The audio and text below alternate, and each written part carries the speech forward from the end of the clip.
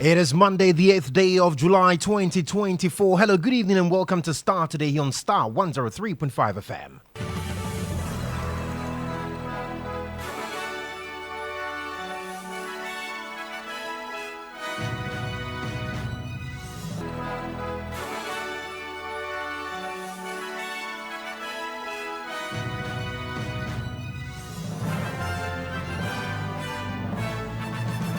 And coming up this evening, National Intelligence Bureau and the West African Examination Council arrest 3 teachers in Bekwai and 2 invigilators in Jinene in the ongoing BECE. Thankfully, personnel of the National Intelligence Bureau were the ones who apprehended the Bekwai teachers who were attempting to help them. They've been handed over to the police. We've also picked up 2 teachers from Jinene Senior High School Center B.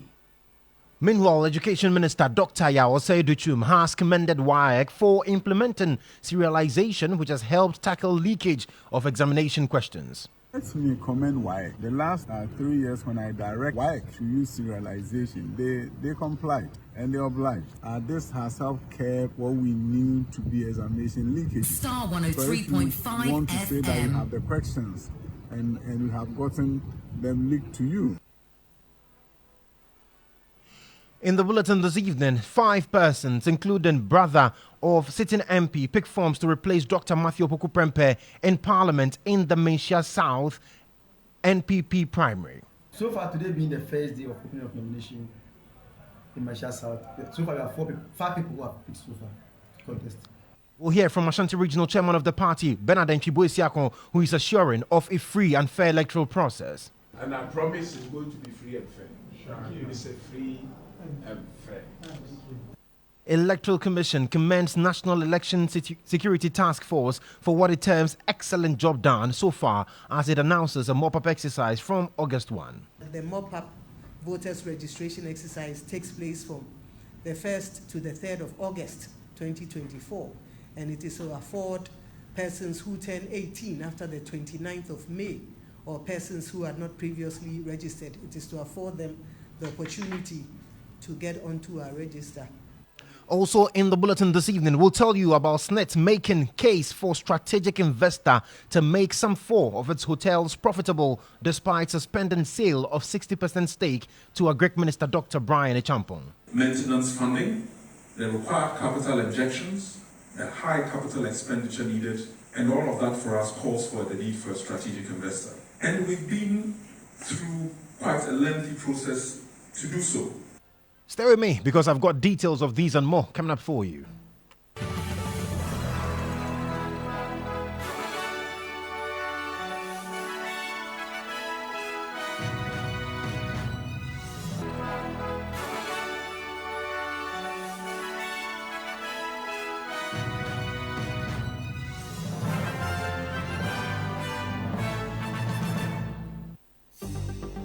Starr News is coming to you live on Ultimate 106.9 FM in Kumasi, Empire 102.7 FM in Takrady, Cool 103.5 FM in Ho, Ridge and Might FM in Tamale, Somali FM in Wa, My Star Radio in the USA.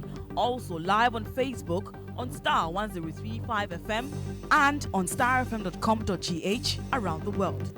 This is Starr 103.5 FM.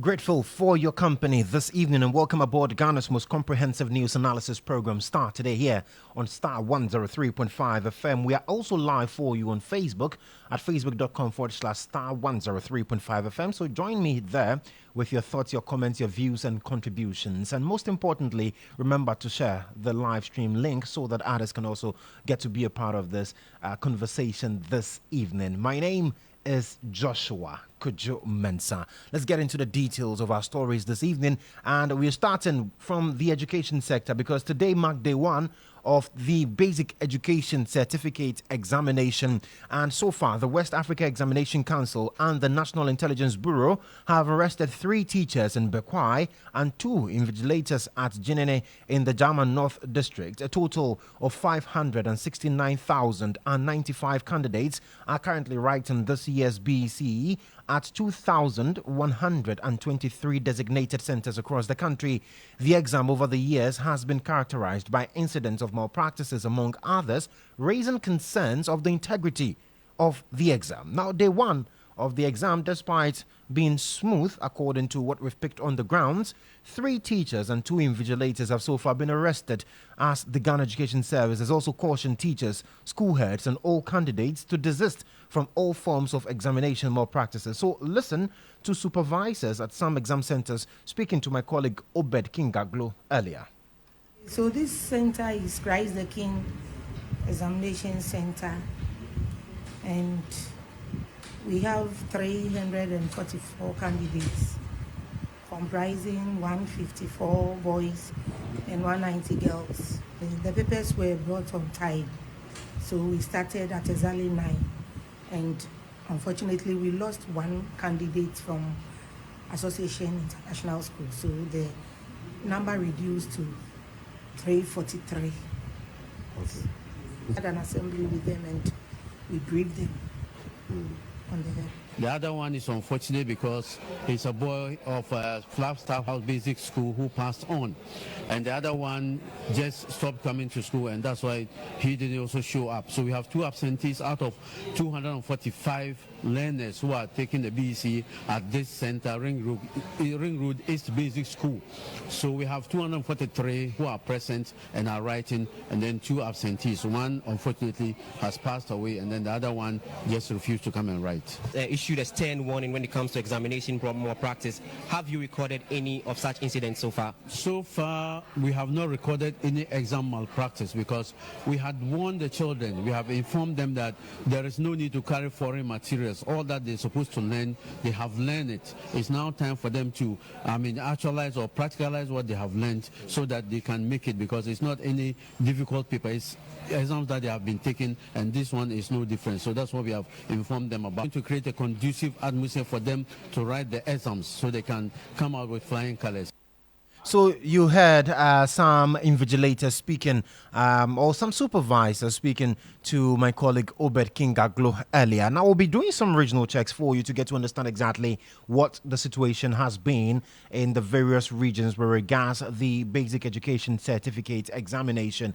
But before we do that, we can take a listen to the head of public affairs at the West Africa Examination Council, John Kapi. He has been speaking about what has been the case so far, the assessment. We'll also hear from the education minister. Then we'll also get to speak to our correspondents who've been monitoring the exercise in the Ashanti region, the Eastern region, and the other regions. But indeed, what has been your observation thus far? Let me know via WhatsApp number 0552 880 216, 0552 880 216. And let me let you know that we'll also be having a conversation with some concerned educationists, because there was the call for the Ghana Education Service, WAEC, the West Africa Education Examination Council, to increase and improve security to prevent the cases that we are hearing of. But let's hear from John Kapi, who will also be joining us on the phone lines to get to understand exactly what the assessment has been on day one. He is the Director of Public Affairs for the West Africa Examination Council. Listen.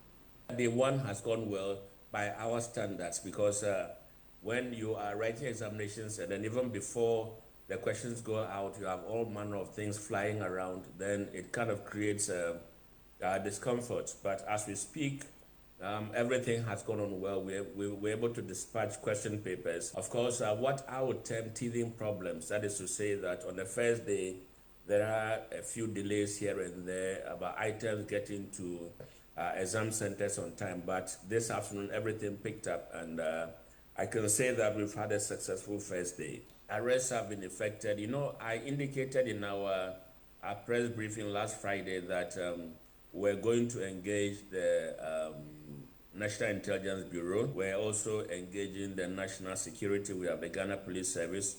Thankfully, personnel of the National Intelligence Bureau were the ones who Starr 103.5 FM. Teachers who were attempting to help them.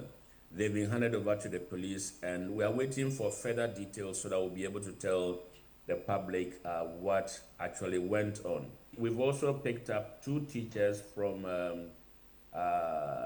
Gine Senior High School Center B We have one Kingsley Boateng and Atibu James. These are teachers of some basic schools around the area who also had a link person who was taking photographs in the examination hall and sending it to them to solve for the children.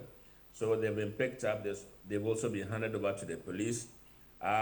We also had situations this morning where right after the commencement of the examination, people took snapshots of the question papers and posted them on social media. We've been able to trace the numbers that took the pictures and posted them on social media. So we are tracking, and we pray God that we're able to apprehend these guys and we bring them to book. So the Gini case, they are invigilators. The two of them were invigilators, and so they've been relieved of their positions as invigilators for the examination.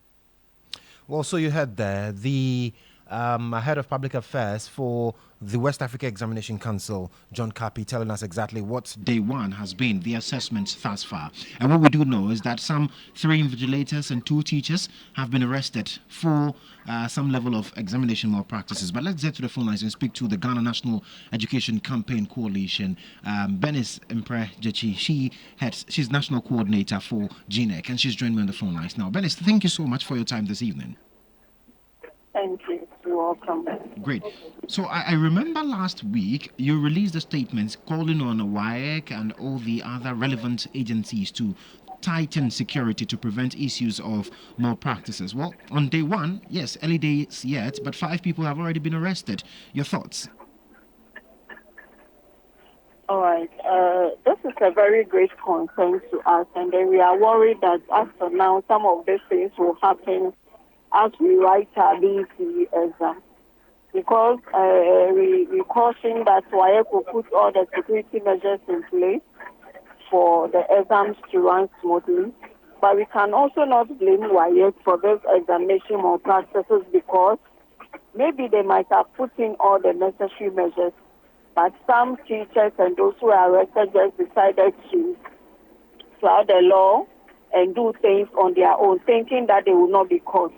But what is more important is that some of these people that have been arrested, we have to follow up for them to be given the necessary punishment that is needed, so that to serve as a deterrent to others to desist from this act.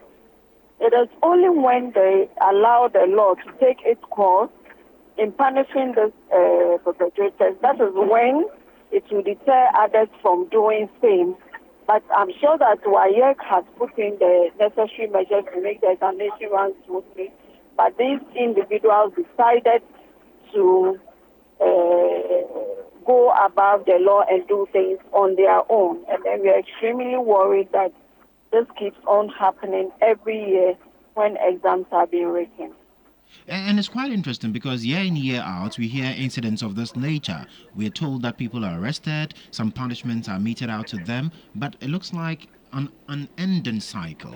So what really, will the punishment really deter people? Because when it comes to exam, and especially looking at the BEC as it stands, people just want to pass whatsoever, regardless. Yeah, mostly, we don't, when it happens like this, we are able to publish it for people to know that some people that engage in examination malpractices have been arrested, but we don't publish the punishment that has been meted out to them and then the consequences. So it doesn't really go out for people to know that when you do something like that, you will be arrested, and then the law will take its course against you, especially when it has to be with like teachers. I don't see why teachers who are supposed to be role models, who are supposed to be mentors, are rather supporting the learners to embark on examination malpractices. It is rather unfortunate. So this is where GES should take a very strict measures to make sure that these teachers are severely punished, and then the learners are also punished according to the laws that we have. And then we publish them with their names and pictures all over the media, and this is going to serve as a deterrent for others to desist from such acts. But basically, what What would be your assessment of the first day of the BECE generally? All right. Okay, so NET has been monitoring the BEC across the regions, and then we have series of reports from the regions. You know, one of the things we're looking at for is that we're looking at the re-entry policy or gender issues. Hello, Benes. I'm losing you. Your line is breaking up. So if you could just reposition yourself so that I can hear you clearly. You can hear me. Can you hear me, please? It's Hello? better. It's better now. I lost you completely, but it's better now. All right. Sorry. Yeah. So we were concerned about some pregnant girls writing the exams when we go to regions like the Five. We had some pregnant women who were allowed to write the exams. But there was one instance where a girl was 5 months pregnant, and she went for a checkup that very morning before coming to the examination center. So she missed the first paper but was able to write the second paper. We had some of the girls to bring in their babies to the site, to the examination site, and then after the first paper, they are able to breastfeed their babies. So we are excited that at least those girls are being supported to write their exams and go through the examination successfully despite the predicaments that they had. And then we encourage those that practice across the country as a re-entry policy so that even girls who are pregnant will have the opportunity to go to their schools. But so far, we've not had, apart from this issue, exam has been smooth. Examination papers came on time.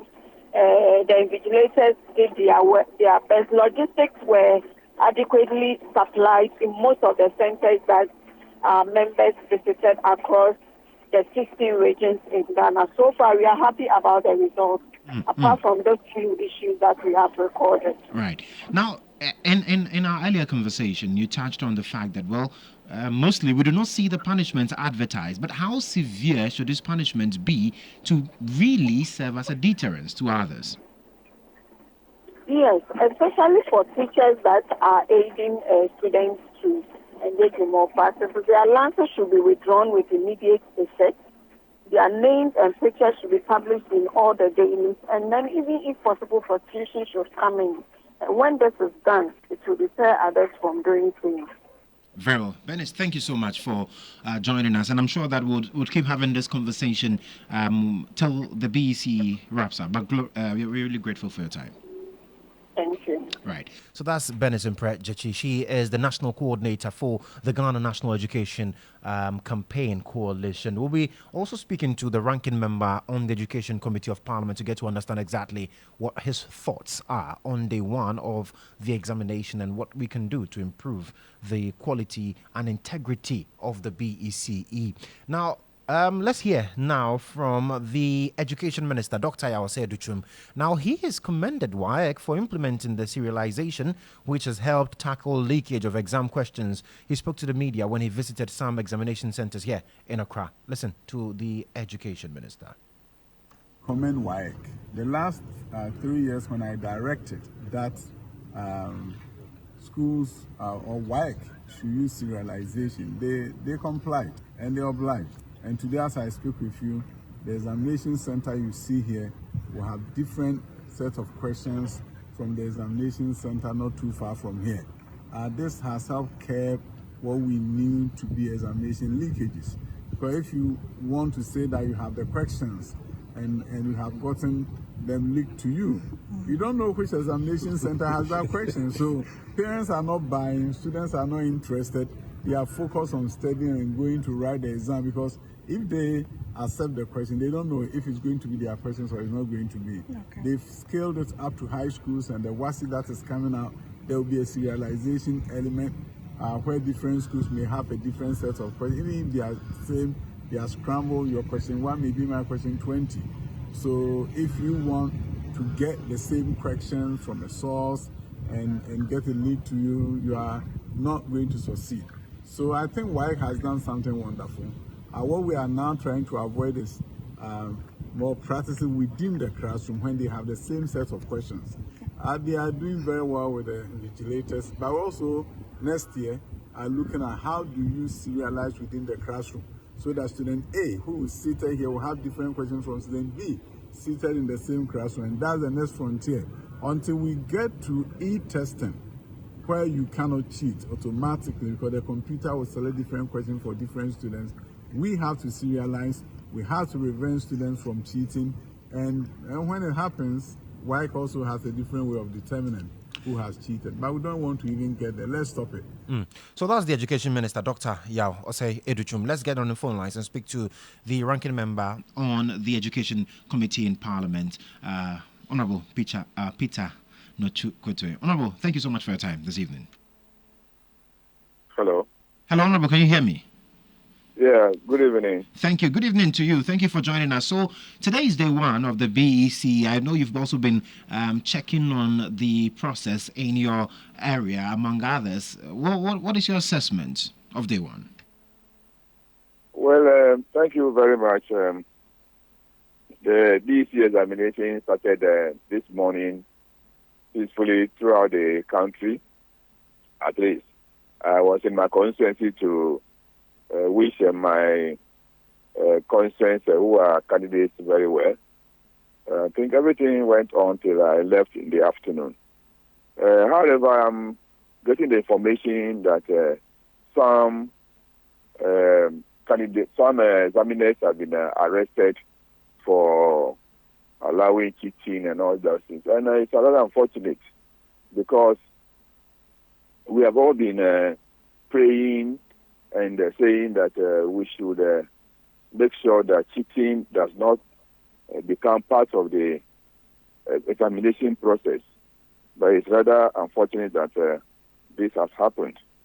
And I think those who are engaged in that malpractice should be severely punished. Yeah. It's quite interesting. I mean, on day one, for most people, things went smoothly. Unfortunately, this has had to happen. Now, in terms of getting them punished, the argument has been that we've had that over the years, but it's not stopped it, really.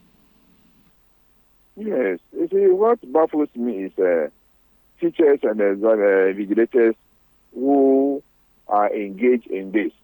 If you are confident or you are sure you have handled your students very well and prepared them for the examination, I see no reason why you should engage in such malpractices to get your students passed. So I think severe sanctions or punishment should be meted out to those who have been arrested to serve as deterrent to others.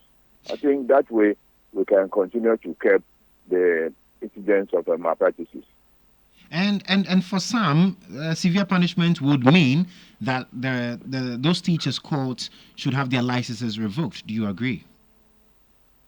Oh, yeah. The Minister of Education, and for that matter, GES, must take a serious view of the conduct of these teachers and make sure that the penalty that is commensurate with the offense is carried out very well.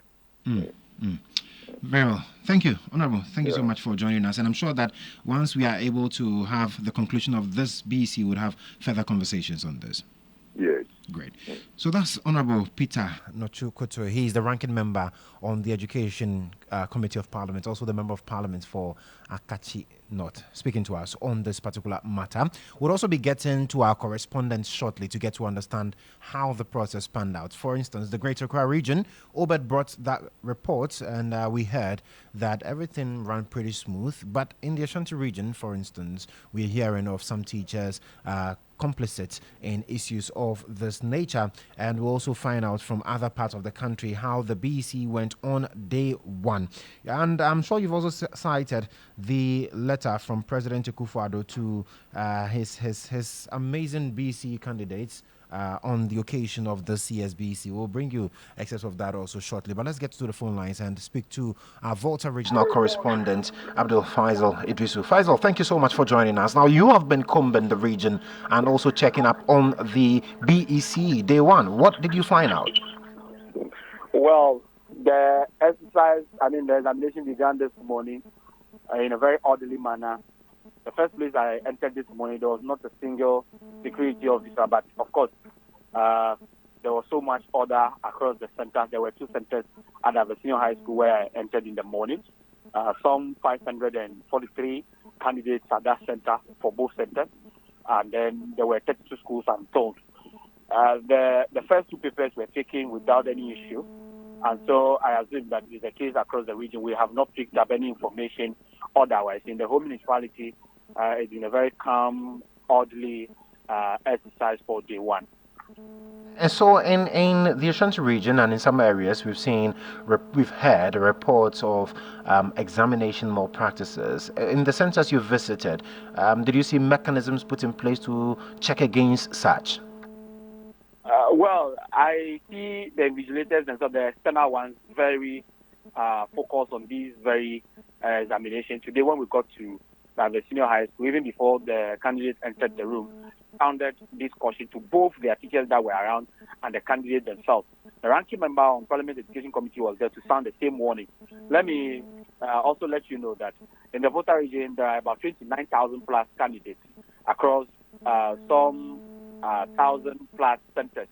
And so we've not really picked any information regarding any form of malpractice. The assurance we are getting is that here in the Volta region, there is some form of compliance to all the regulations governing the examination, at least for day one. We look forward to seeing this exercise from the very last end go in this very orderly manner. And so there was nothing as such this morning in our case here in the Volta region. Very well. Thank you so much, Abdul Faisal Idrisu, for bringing us updates from the Volta region. And we'll also be crossing over to the Ashanti region and other regions to get to bring you exactly what transpired there. But in the meantime, you can join us on Facebook. You can send us on Facebook, and we are live streaming there, so you can join us with your thoughts, your comments, your views, and contributions. You can alternatively also send them to WhatsApp number 0552 880216. So let's pick flight to the northern part of the country and speak to my brother Noah Nash. He's in the northern region. Noah, thank you so much for joining us. So basically, what have you picked up on day one of the BEC in the north? What I can tell you for today is that what we picked up exactly has to do with the fact that we haven't recorded a lot of absenteeism as used to be in the previous exam that was actually held in the region. The reason being that this year, for instance, most of the places we went to, in terms of the number that were absent, they are not even up to 7. So that should tell you that that has been a very encouraging one. Unfortunately for us, as it is that you can record a lot of young ladies that are pregnant this year, yes, we've recorded 1 or 2 within one of the schools within the metropolis. But I can tell you for a fact that the standard that Ghana Education has set up there, they've been able to engage the parents of those ones who were pregnant to be able to come back to write the exam. So it has been very smooth. So we haven't recorded much absent students or any other guys that will say that this is the reason why they've left. Few villages that we visited where we recorded 1 or 2 absent students has to do with the fact that we were told that's an allegation that the kids have gone to the farm to help their parents, but that is not something that I think I can go to say that it's factual. So for now, I can tell you for a fact that the record that we've had so far can be accepted as a good one for Ghana Education Service in the northern region. Fantastic. So far, a total of 33,844 are the ones taking part in this exam. So you can understand if you record about 5 or 10 students being absent, it's a good one, of course. Interesting. What about issues of examination malpractices? This time around, I was really shocked that even handkerchiefs were not permitted in the pockets of young girls and young boys.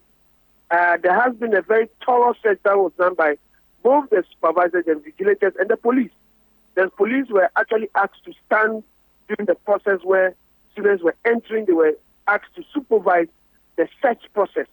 So it was quite a very interesting one when I observed it at Tamasco and Tanasco area, where most of the students who were entering to the hall were actually given, a search before they enter. So foreign materials were not allowed. Even mass set, the cover of the mass set was not allowed. Wow. Fantastic. Well, Noah, thank you. Thank you so much for the report from the north. We appreciate you. That's Noah Nash bringing us updates from the northern region of Ghana with regards to day one of the ongoing basic education certificate examination. We'll shortly cross over to the Ashanti region also and get to find out exactly what the process has been, how it's been so far there. And Isaac Justice Bediako, he's joined me. Bediako, thank you so much for joining us. In the Ashanti region, what can you report on day one of the BC? Well, I must say that yes, the exercise success very well in the Ashanti region. The examination materials arrive in various centers. So if you look at the Ashanti region, we have 407 examination centers across the 47 constituencies or 43 districts in the region. Yes. And so we look at the female students that are writing these exams are 55,569. Then the male students, we have 55,175, totaling 110,742. These are students writing the exams in the Ashanti region. Quite apart from the quiet district where 3 teachers have been arrested in attempt to assist students to cheat. We haven't recorded any unfortunate development in any of the districts or any of the examination centers where this exercise is currently ongoing.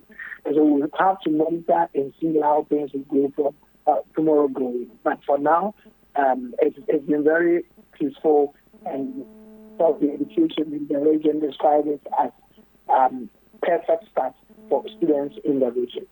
A perfect start for students in the region. Bediako, thank you so much for the report. So you heard Ashanti regional correspondent Isaac Justice Bediako summing it up on our regional checks with regards to the ongoing BECE.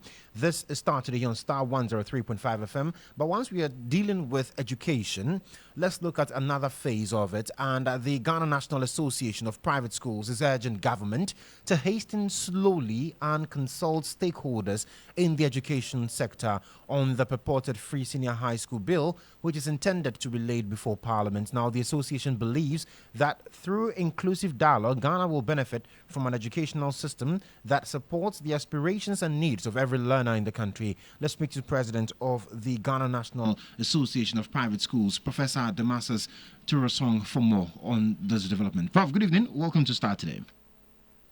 Good evening, and thank you for this opportunity. Great. So basically, with regards to the free senior high school bill, as private schools, what are the concerns? Thank you for this opportunity. Our major concern is the fact that it appears as if government is not aware there is a significant segment of the education population which belongs to the private sector. And that when there are critical issues regarding education, this particular constituency must be consulted. You see, we face similar challenges when they brought the free SHS itself. We constantly called for consultation. Government never heeded to our call. Everyone has seen where that has landed us. The lack of consultation has landed us. It's taking us to double track. It's taking us to a situation where we have feeding challenges, overstretched staff, overcrowded classrooms, dwindling quality of education. That's where non-consultation has led us regarding the free SHS system. Now you are bringing a bill, the whole bill to Parliament. And again, you don't find it necessary to come to the stakeholders and say, let's deliberate on this, let's dialogue, give us your ideas. Because government alone cannot run the system. That's why the private sector is there, controlling over 40% of the education population at the pre-tertiary level. So why don't we sit down and discuss this and see the way forward together so that during implementation we will all own the bill? You see, that's participatory democracy. that everyone is brought on board, everyone has a say, everyone feels part of the system, and everyone will support whatever comes as a result of the bill. You see? So that's our major issue. So the case is that you were not consulted whatsoever. I mean, there's been no consultation, and no one is even considering any form of consultation with the private schools, because one can find that they want to fast track this, and that's why we are raising the red flags. They want to fast track it through Parliament, ensure that the bill is passed into law before this Parliament rises. And what will be aside the issue of consultation, we are also worried when we hear about the cancellation of the BECE. That's another bad decision if they ever consider that. Because, you see, there must be 10 exit assessments at every level of your educational system. The exit assessments ensure that you are able to tell the quality and caliber of students that you are training at every level. You are able to identify the weaknesses, the strengths. You know where you must pay attention to. So if you are telling me that a student should go to school for 14 years, that's from kindergarten up to senior high school from 3, before that student takes a major examination. That's really worrying. Because, you see, they must progress on one basis, on the basis of a competitive system where everyone wants to move to the next level. But if there's no system of assessment in order to determine who qualifies to move to the next level, I think that the edge, the motivation to learn and to make a mark will be taken away. And where that motivation does not exist, I can tell you that we'll have poor quality of education indeed. Because the argument is also that, well, even in transitioning from the various stages, the students take exams anyway. Well, they take internal exams. The internal exams are not standard across the various schools across the country.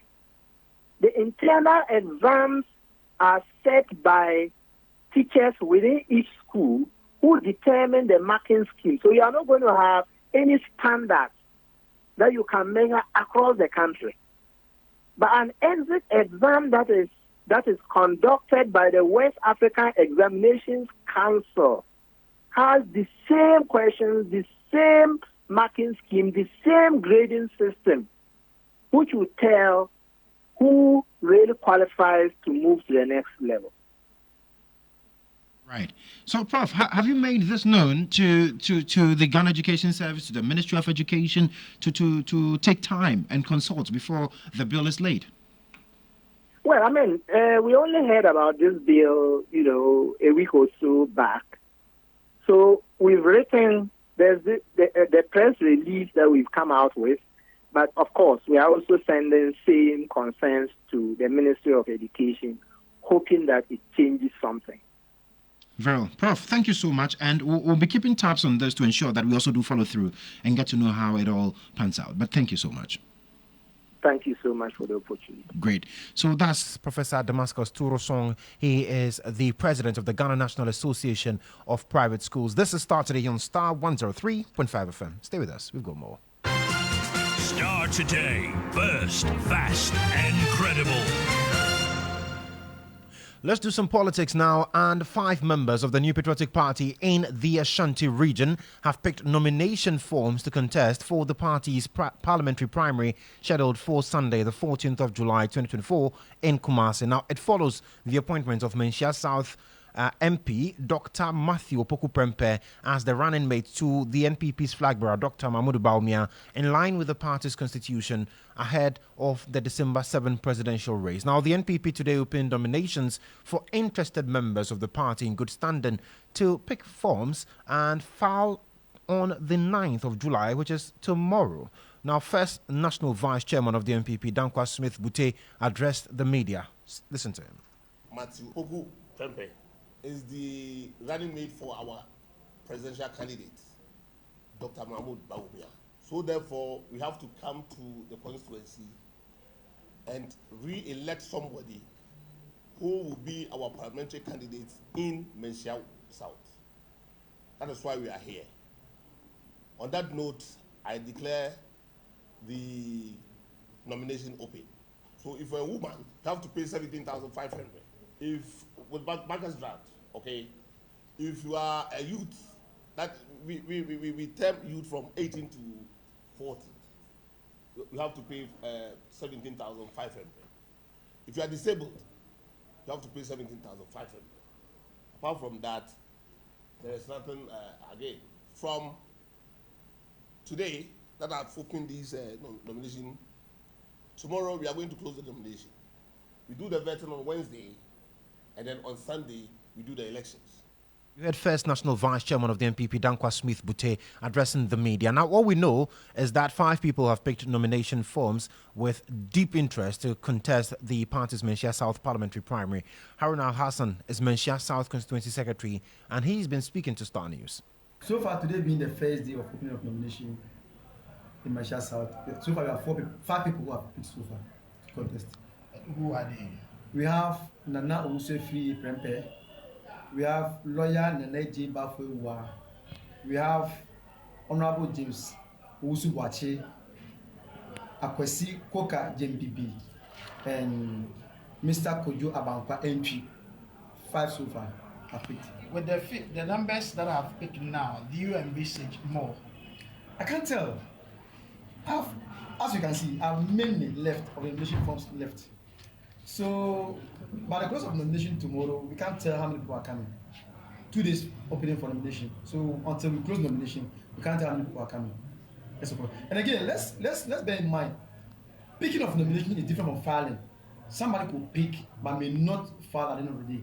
So let's wait and kind of witness tomorrow by the close of nomination. Are you surprised at the numbers that you are recording?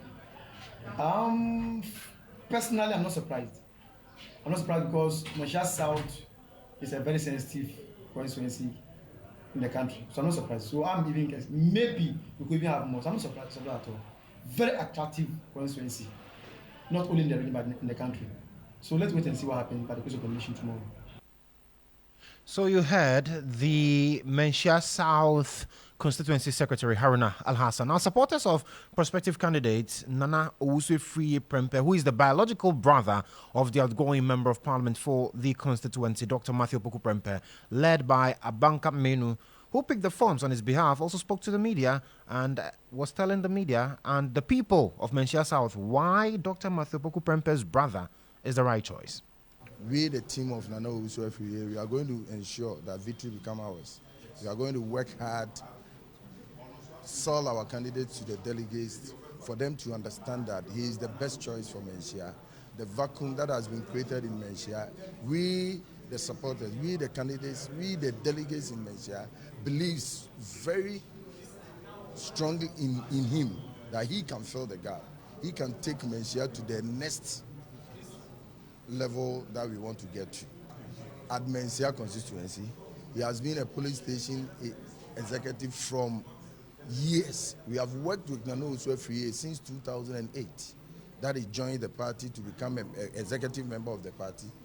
He now doubled as the financial secretary and also the treasurer of the constituency. So we are just telling you that Nana Owusu, among anybody who will come, Nana Owusu-Efriye is a grassroots member of the party. He is a party member, and he is competent. He qualifies to become the parliamentary candidate that we are aspiring for him to be.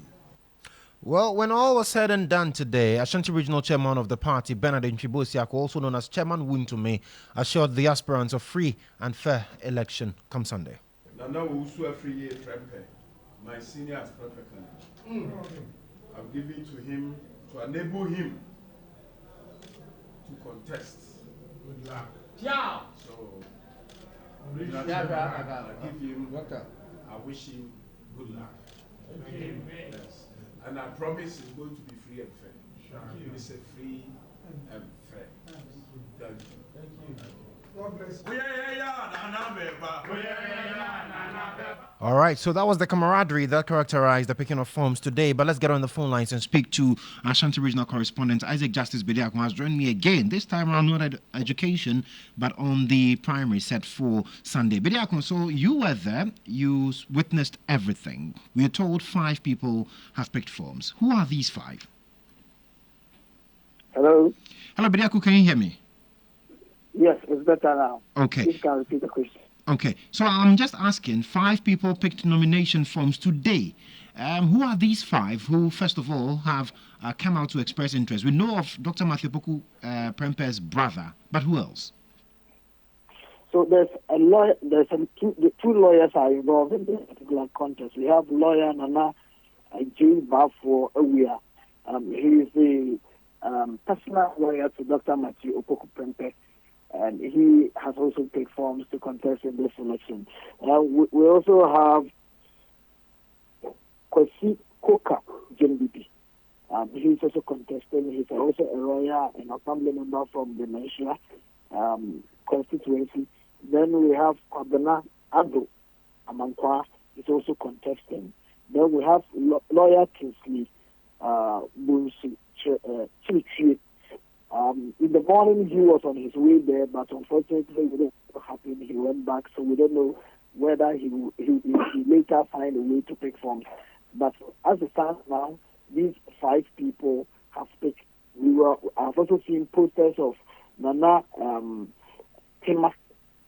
So Nana Tema, yes, Obatampa. Her posters are also all over in the constituency. But at the time I was leaving the party office, she has also not returned there to take her forms. And when I checked, few minutes after 5, they have also confirmed to me that the numbers are 5. No one has come to pick forms there. So these are the 5 people who have picked their forms. And it's going to be a very interesting race there. For example, Napo's personal lawyer, in the person of lawyer Nana Ajay Bafo, this is a man who picked nomination form to contest during the party's parliamentary primaries, the general one. But later he decided not to contest Napo because he is his boss, he works with him, he cannot contest with him. And so he decided to step forward for Napo. And I'm told that there was some assurance from Napo that in the near future, if things go according to plan, he will give his support to him for him to become the party's parliamentary candidate. Here comes Napo's brother, biological brother, who is a treasurer of the party in the constituency, a very known, popular party activist in the constituency, also coming up to contest in this particular race. So the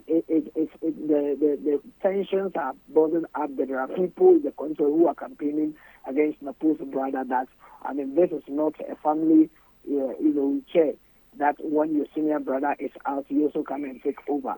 But, history will also tell you that after the royal family that the post comes from, that they control that particular constituency because J. Kufuor was once MP of Nigeria. Kufuor's biological brother, that is Dr. Kwame Kufuor, also became the MP for the constituency. In 2007, he decided not to contest again. Here, that Napo also came into the space and contested and won. Now Napo is also exiting. Here comes his brother, also want to continue from where his senior brother left. So there's that history of what that family controlling that particular parliamentary seat in the constituency. So now there are Napo supporters are divided. Some of them are supporting the lawyer, others are also supporting the post brother. But when I spoke to some of the executives, the constituency executives, they told me that they are yet to meet Napo and they're going to have a meeting with him on Wednesday after tomorrow's event. What Napo will tell them is what they are going to do. And so if Napo tells them that they should go vote for his brother, they are all going to work for him to ensure that his brother becomes the parliamentary candidate for the party in Malaysia South constituency. But if Napo decided that it should go to a different person, they will go and support him because for them, their loyalty is to Napo. And so these are some of the things happening in the constituency, Joshua. quite an interesting mix. I mean, are they really expecting Apo to tell them to not support his brother? Really, is that the case? Well, Joshua, anything can happen. But of course, I don't know what Napo is going to tell them. But what they are also hoping to hear from Napo is that, tell me that go and support my brother, and they are ready to go and do that for him. So that is what is happening at the moment. They are yet to go through the vetting. So after vetting, that is where the proper campaign activities will start. But yesterday, when I checked from the constituency, some of them started meeting party delegates, even though yesterday was not meant for party meeting. But some polling stations decided to organize meetings so that the aspirants, those who have expressed interest to contest, can come to them and campaign. And of course, you know with you is coming in. And I'm learning that even some aspirants are pledging to give delegates $10,000 each for as part of their campaign. $1,000 $1,000. And in Manchester South constituency, we are talking about over 400 delegates in this particular constituency for the New Patriotic Party. So these are some of the new information I am putting on the ground. From tomorrow going, I'll be firm in the constituency to monitor how the campaign activities will go in that constituency, so we'll be able to brief our listeners as well. Right. So talking about 5, who picked today? I mean, when we were speaking to the regional the constituency secretary, he mentioned that, well, there are some more forms around and we don't know. But did you get an indication that more people would want to be a part of this race as it stands? Well, before yesterday, I was expecting at least about 8 people to pick nomination forms today. But when we went there, only 5 came up to come and pick their forms. So it means that I did not meet my expectation. But I didn't know what will happen in the night. But when I spoke to the secretary, he told me that he closed from the office at 5 p.m. So as of now, only 5 have picked. But tomorrow is the submission day. So I don't know whether tomorrow, if anybody has interest to pick, they can go there and pick and file on the same day. So that is it. Right. And how is the constituency shaping up, or the region shaping up ahead of the inauguration of Dr. Matthew Opoku-Prempeh tomorrow?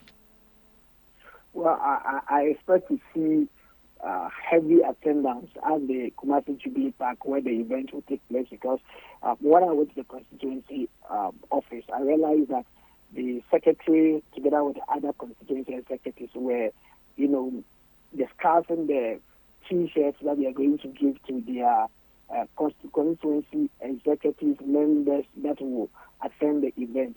I am also aware of some constituency executives from the other constituencies who are also putting together their members to also come and fill the place. But when you look at Kumasi, there's nothing shaking in Kumasi simply because everybody is busy conducting his business as usual. But of course, this is a party activity, so maybe from tomorrow going, that's when we can see rare action. But as it stands now, everybody is conducting his business as usual. Just on the radio, that's when you hear more noise about this particular event. But you don't see the fever on the streets of Kumasi that there's something big coming to happen in Kumasi tomorrow. Well, very well. And we know how the MPP does it, especially in the home region, Kumasi. But we'll find out how things go tomorrow. Thank you so much, Bediako, for the update. Isaac Justice Bediako is our man in the Ashanti region. Now, talking about elections, the chairperson of the Electoral Commission, Kodjo Mensah, has commended the Election Security Task Force, led by the Inspector General of Police, Dr. George Ekuffo-Dampare, for an excellent job so far. Now, speaking during a debriefing meeting between the Electoral Commission and the Election Security Task Force, the Electoral Commissioner outlined various activities on the electoral calendar, including a mop-up registration exercise from the 1st to the 3rd of August, and assured Ghanaians of a peaceful and credible election come December 7. Listen to her. I'm happy to note that all the activities have been highly successful. The registration exercise was very successful. It was very inclusive, and it ensured that any interested citizen who wanted or who wished to register had the opportunity to do so. We held the registration in all our 268 district offices, including the newly created Guan district office. We also held the registration activities in 775 difficult to access electoral areas, as well as 25 public universities.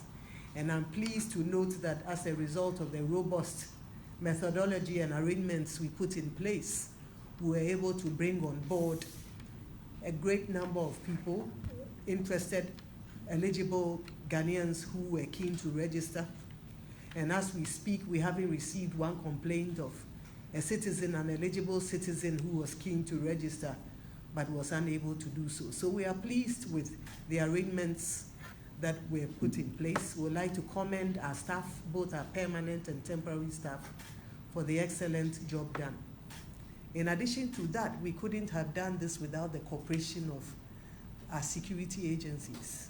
And I'd like to mention that we held extensive meetings with the National Election Security Task Force under the leadership of the IGP. I know that he has mentioned those who make up the Election Security Task Force, but I'd like to also recognize the Ghana Police Service, the Customs, the Ghana Armed Forces, the Fire Service, the Ghana Immigration Service, and the Ghana Fire Service. I hope I have not left any of them. We've enjoyed a very fruitful collaboration, not only at the national level, but at the regional and district levels as well. And this culminated in the fairly peaceful, arrangements that we witnessed, or we have witnessed over the last 2 months. As I said, starting from the registration exercise through to the application for the transfer of votes and the proxy voting and the special voting. And unlike the past, like the IGP said, where we saw very many, incidents, we witnessed incidents of violence and conflict. It was minimized in this, and we just saw 1 or 2 pockets, but I think they were quickly dealt with by the security agencies and nipped in the bud. So all in all, we've witnessed a very successful program. I believe there are many lessons that we've learned, and but these are things to take stock of. We'd like to mention also that, we enjoy the police presence in all our registration centers across the country, not only in our offices, but also when our mobile teams were moving along the length and breadth of this country, they were able to do so freely and in liberty because of the security protection that we enjoyed. So all in all, it's been a very good exercise. We are poised, even in the lead up to, the exhibition exercise and the mop-up registration exercise. I like to place on record that the mop-up voters registration exercise takes place from the 1st to the 3rd of August 2024, and it is to afford persons who turn 18 after the 29th of May, or persons who had not previously registered. It is to afford them the opportunity to get onto our register. And this goes to persons who are eligible. After that, of course, we would also undertake the exhibition exercise, and that comes on from the 20th to the 27th of August. And it will take place in all 38,622 polling stations across the country. So you heard the Electoral Commissioner of Ghana, Jean Kodjo Mensah, addressing that press briefing there. This is Starr today here on Starr 103.5 FM. Stay with us, and let's also acknowledge our affiliates across the nation. Starr today, first, fast, and credible.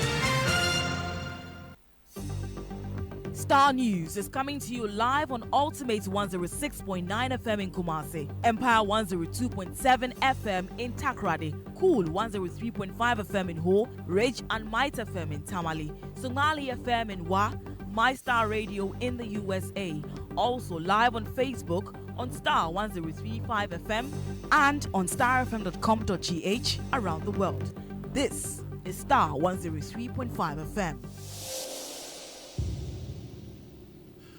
Thank you so much for staying on with us right here on Star today, here on Star 103.5 FM. And I've seen some of you also sending messages to our WhatsApp number as well as on our Facebook live stream. Keep doing that. We'll read the messages before we wrap up the show this evening. Now, let's move to one of our top stories this evening. The Social Security and National Insurance Trust says the decision to sell off 60% of its shares in 6 hotels has been suspended pending further engagements. According to SNIT, the 6 hotels have not been sold, contrary to reports making the rounds in the media.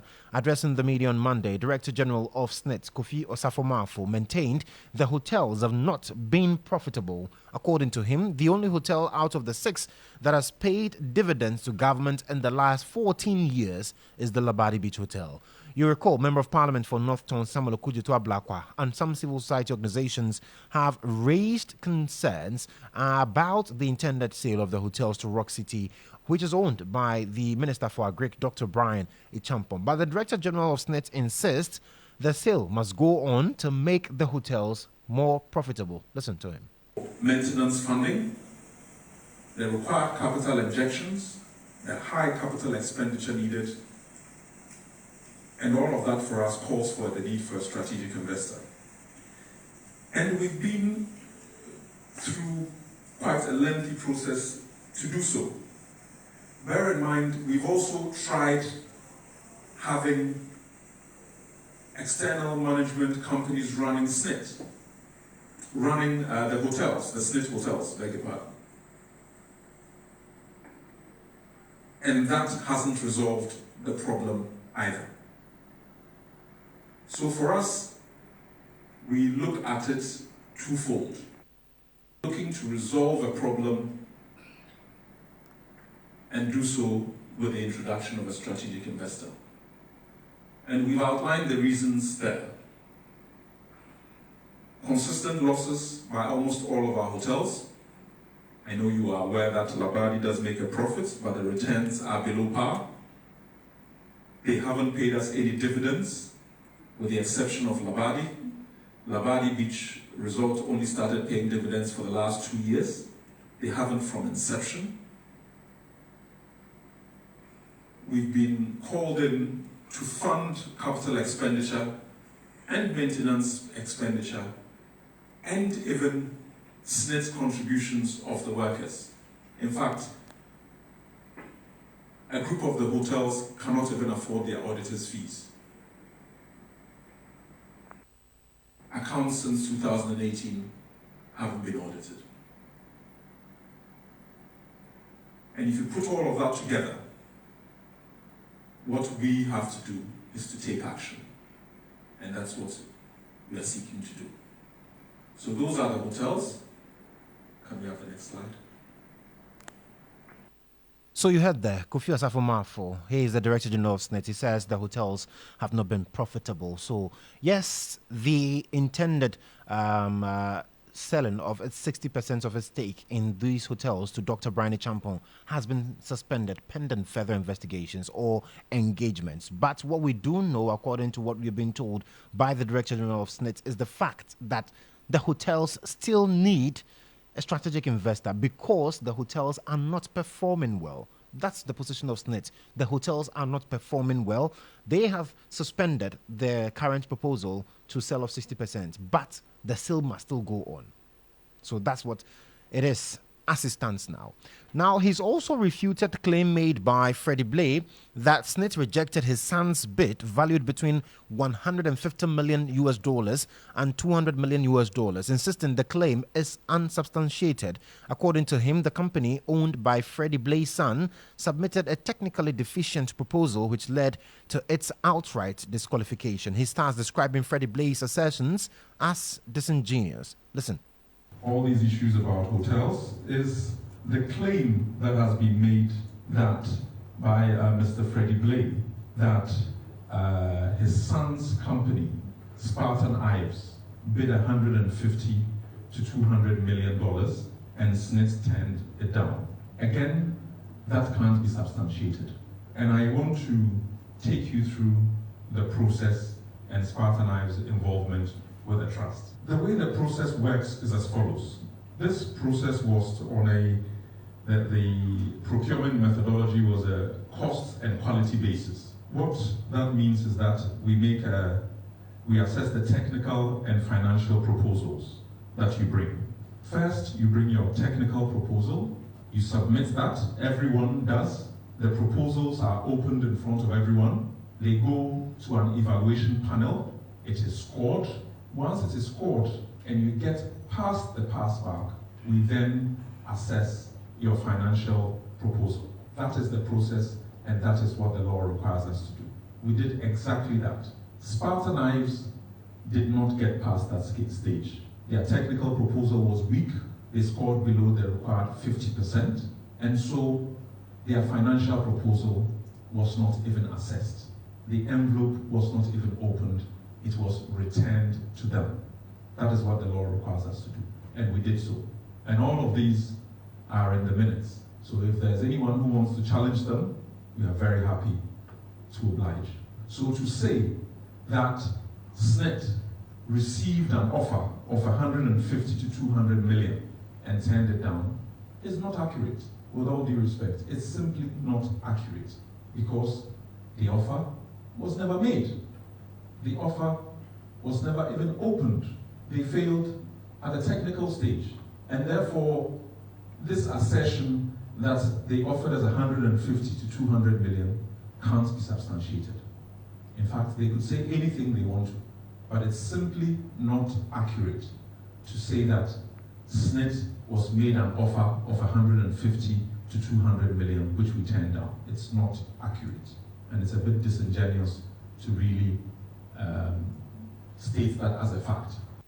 So you heard the Director General of the Social Security and National Insurance Trust, NET, Kofi Osafo Mafo. Now, the majority in Parliament has jumped to the defense of the Chief Justice, Mrs. Gertrude Arba Isaba Tokono, over her request for appointment of 5 additional justices to the bench. Now, in a letter to President Akufo-Addo, the Chief Justice cited the huge workload of the apex court of the land for her request. Now, some legal brains have questioned the constitutionality of the move by the Chief Justice, with the opposition NDC accusing the president of packing the court. But addressing the media, Majority Leader Alexander Penyomakin argued the Chief Justice had not breached any law in her recommendation. The Futu MP further justified the need for additional justices, rubbishing the claims of the opposition NDC of timing.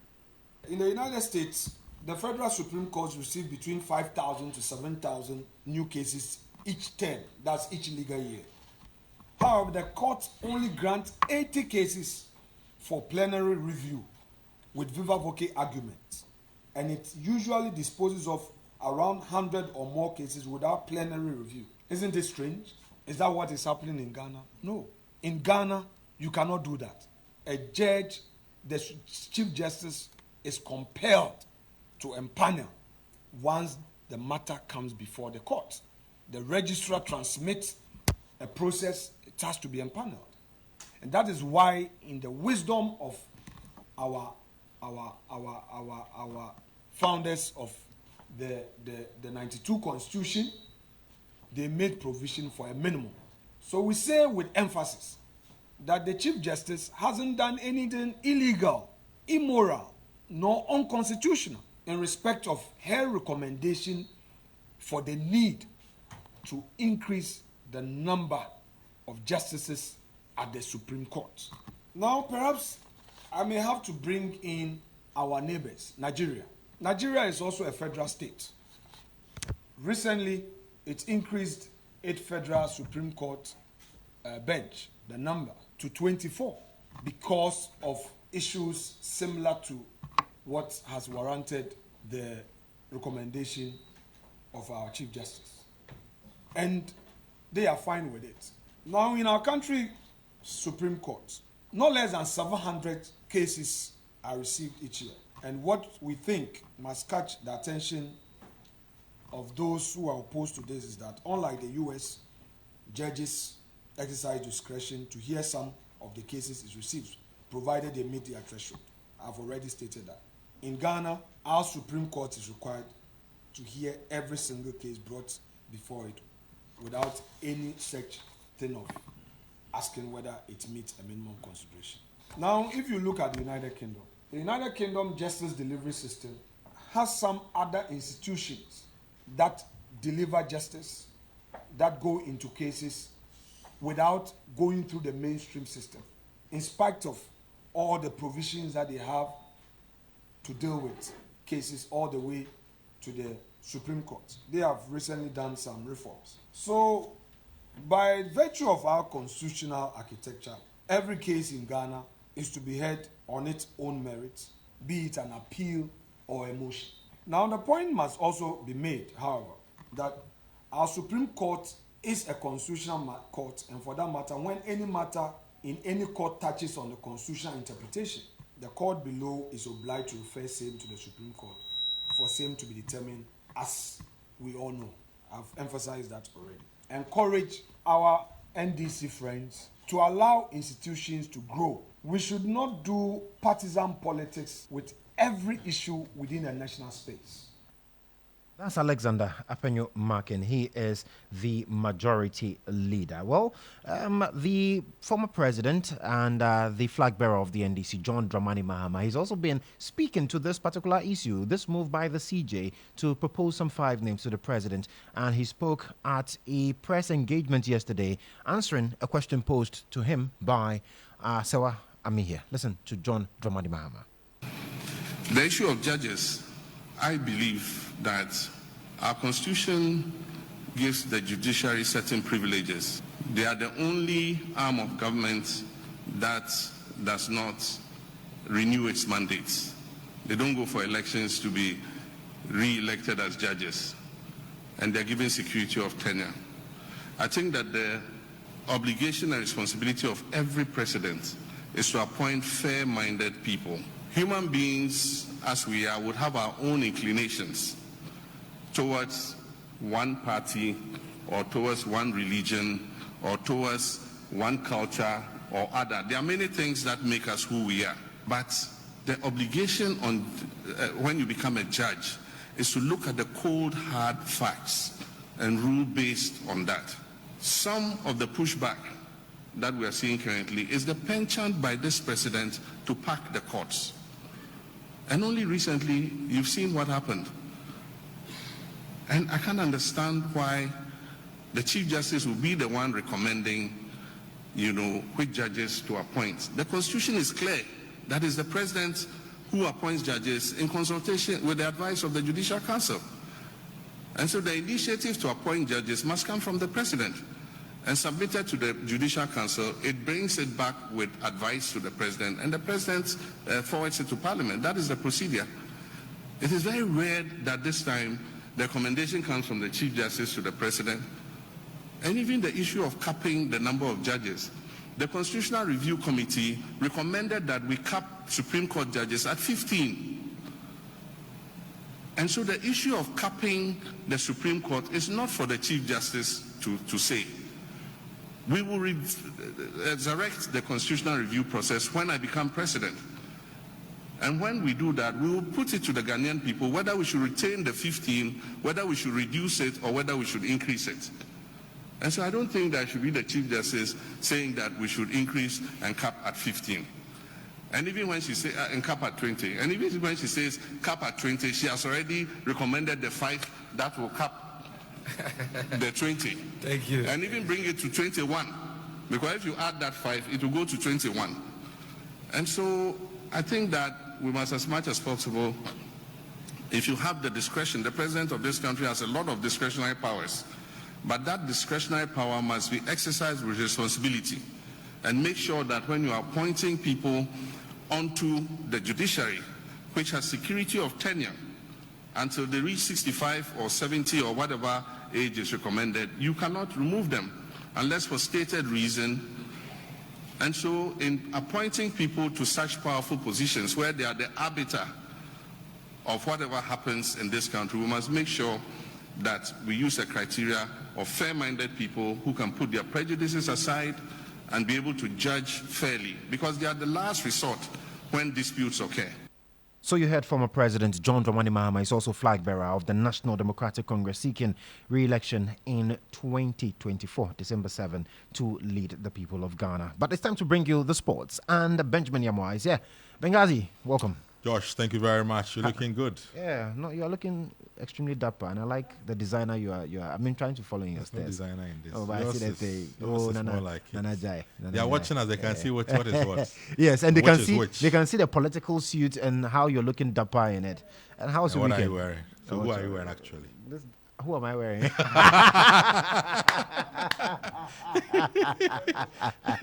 You're wearing Joshua. That's all.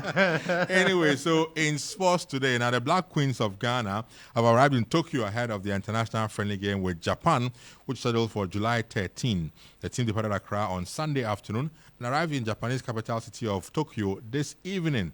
Now the team held 4 sessions, training in Accra before heading to Tokyo with the hope of demonstrating progress to the Black Queens coaches who have been in charge for some time now. Still in Ghana, and the Ghana Olympic Committee have been boosted with sponsorship packages for Ghana's participation in the upcoming Olympic Games to be held in Paris from Republic Bank, Horseman Shoes and Custom Looks.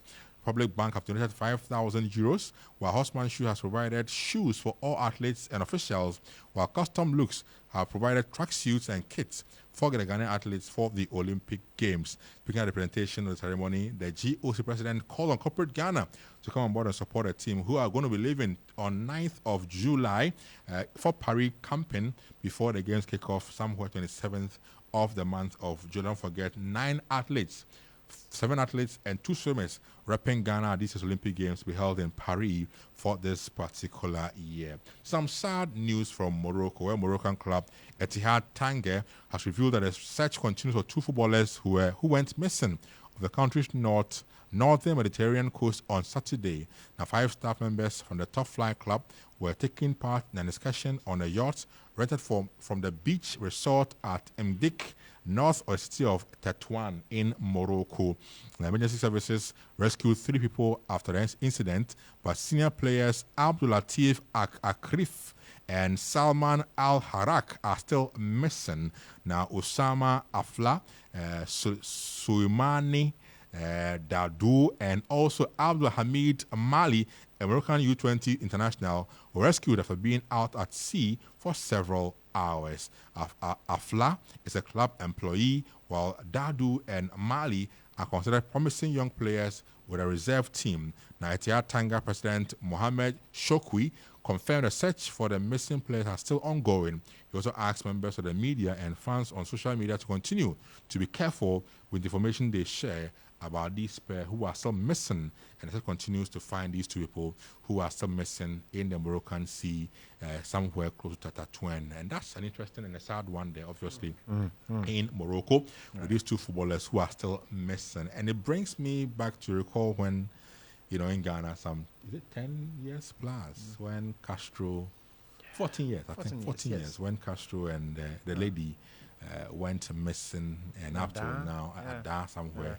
And up to now, I think that was in 2014. 2014, yes, I recall. I want a World Cup period, so 2014. I think it was even the month of July as well, actually. I think it was around the month of July. So let's pray that these 2 footballers in Morocco are found and are rescued before anything untoward happens to these 2, at sea. And that should be it, really, for us in sports. Very My name well. is Benjamin Yamwa.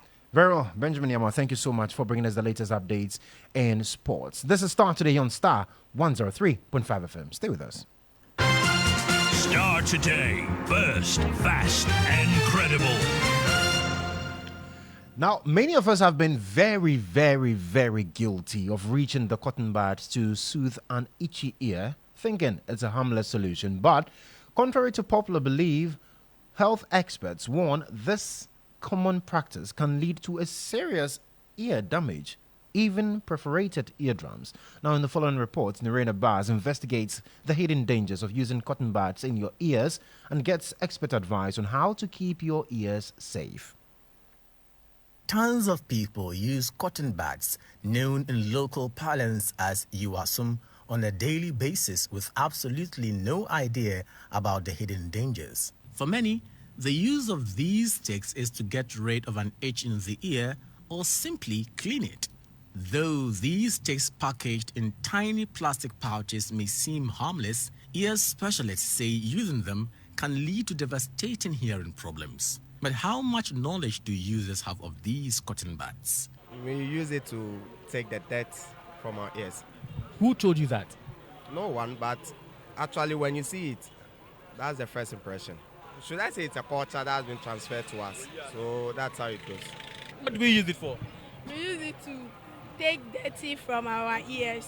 Edith Koko Akute is at the Kolebu Polyclinic Family Medicine Department, and she explains to me how the ear functions. The ear is made up of 3 parts. We have the outer ear, the middle ear, and then we have the inner ear. Within the ear canal, we have some glands that produces cerumen, what we know as earwax, or literally what we say asufin. Okay, actually this cerumen plays an important role in the ear. For instance, let's say one of the function is it maintains the ear canal pH. Okay, it also traps dust and then kills microorganisms in the ear, and then also it lubricates the ear. This gland produces the cerumen that is known as the wax. So what are the dangers involved with inserting these soft buds in the ear? You mean I have my cotton bud, okay, and someone is cleaning the ear. You can see that we push the wax, okay, towards the eardrum. And when it happens like that, we can push all the wax to the eardrum, and it will lead to reduce hearing. We can also have puncture to the eardrum. That is depending on the object you are using, either a paint tube, a cotton bud, a paint tube, or a broomstick. Okay, for instance, as you are using the broomstick, you are just putting it in your ear, and cause puncture to the eardrum, which will affect your hearing. It can lead to bruises within the canal because the canal is being lined by a skin, which can also cause infections. Despite the obvious dangers as explained by Edith Akute, some individuals still say there is nothing wrong with using these cotton buds. It's not dangerous. It's very nice. You just add small water. I add water for it. Then I'll use it to take the dirty from my ears. It's very good for me. Interesting thoughts, right? But Nurse Edith Akute reiterates that the ear cleans itself, hence there is no need to put the cotton bud in the ear to clean it. The earbud wasn't meant for cleaning the ears, because when you buy it, there is no picture with the ear and says use it for the ear, and it wasn't designed by ENT, the professionals. The itchiness comes as a result of it could be an infection going on within the ear canal, or you have removed all the earwax and the ear is bare. When is a normal itchiness, okay, you can just put your index finger on your tragus and then you massage it. It will help relieve the itchiness. However, when the itchiness is becoming so intense, you need to visit the ENT clinic so that we have your ears assessed, we look into it, and then whatever it is, if it is an infection that is setting in, we treat it. So, the next time you reach for that cotton bud, remember the devastating consequences it is causing to your hearing health. Nurain Abbas reporting for Starr FM. And here I am Hey, Charlie. Well, that's the education that we provide for you on this platform. We inform you, we educate you, and entertain you. And I'm sure that most of you did not know for which reason you cannot afford to go or run out of earbuds. But the question is, if they are not meant to, and I like one of the girls in the Vox. She says it's very nice, it's very sweet, But if they're not meant for that, what exactly are they meant for? I'm sure that you'd also be wondering, and we'll get some answers to that also. Nurena Blas coming through, as always, with that particular one. But still in health, the Minister for Health, Dr. Bernardo Koboy, has confirmed over 260 containers of essential medicines have been cleared from the Tema port. Now, according to him, all the TB and malaria medicines have been cleared. Listen to him. To present on behalf of Kufado's government and the ministry to present these 40 plus pickups to the Ghana Health Service to advance the course of healthcare delivery in the country. Forgive me, but I also like to mention that recently the media worked with us to try and make sure that some of the essential medicines at the port, including TB medicines, medicines for malaria and nets, are cleared from the ports. And I'm happy that after we all voiced out and made a passionate appeal, as I speak, we have over 260 containers cleared from the port. So all the TB medicines are out, all the malaria medicines are out. But it appears that we have so much of nets that after clearing all the goods, we've just been informed at the ministry that new discoveries have been made of more mosquito nets. So this morning the GRA informs me that they have put in the systems to gazette them and get those ones to out of the port. I think what I want to mention, which is very important, is that the processes between the ministry and the Ghana Revenue Authority have been streamlined so that in the future we will not have this occurring again. And so I would like to thank you for your vigilance, to also assure you that we are committed to our words, we are committed to our assurances, and we are committed to service delivery. So that's Dr. Bernardo Koboy. He is the Minister for Health speaking there. Let me take you to the foreign front this evening. And Nigerian President Bola Ahmed Tinubu is demanding financial commitment from member states to battle terrorism in the ECOWAS region as he urges member states to partake in the stabilization of the region. Now, it follows recent coup by 3 West African countries and several unrest reported in some of the regions in the enclave. Speaking at the ECOWAS summit in Abuja after his re-election as ECOWAS chair, Bola Tinubu is urging all member states to partake in the stabilization of the region. Member states must make extra commitment on providing resources for stabilizing the region. To this end, I urge ECOWAS to leverage on the capability of the Nigerian National Counter-Terrorism Center, NCTC, which is widely acknowledged as one of the best on the continent. The Nigerian government has decided to declare the NCTC as a regional center to enable all ECOWAS member states benefit from the capacity building, and the other related opportunities it offers. Your Excellencies, we must invest in our infrastructure and cultivate a conducive business environment to empower our communities to stimulate growth and build resilience against external shocks. Together, we can pave the way for a prosperous future for all ECOWAS sub-region. I also acknowledge the financial challenges of our organization. Difficult economic conditions and consistent payment of financial commitments to ECOWAS have contributed to the current plight. To ensure ECOWAS has adequate resources for its program and activities, I urge all member states to ensure full compliance with the protocol on the community levy. So you heard Nigerian President Bola Ahmed Tinubu, and then the news right here on Star 103.5 FM. There's more news for you at starfm.com.gh. I am Joshua Kodjo Mensah. Grateful for your company this evening. Let's repeat same tomorrow, God willing, right here on Simply the Best, Star 103.5 FM. At 6:30, we'll bring you Focus on Africa from the BBC. Grateful for your company once more. Many thanks to Emmanuel Donko for ensuring that we were streaming live on Facebook. Production also assisted by the man, Benjamin Saki. He calls himself Kwashi Kodjo. Have a wonderful evening.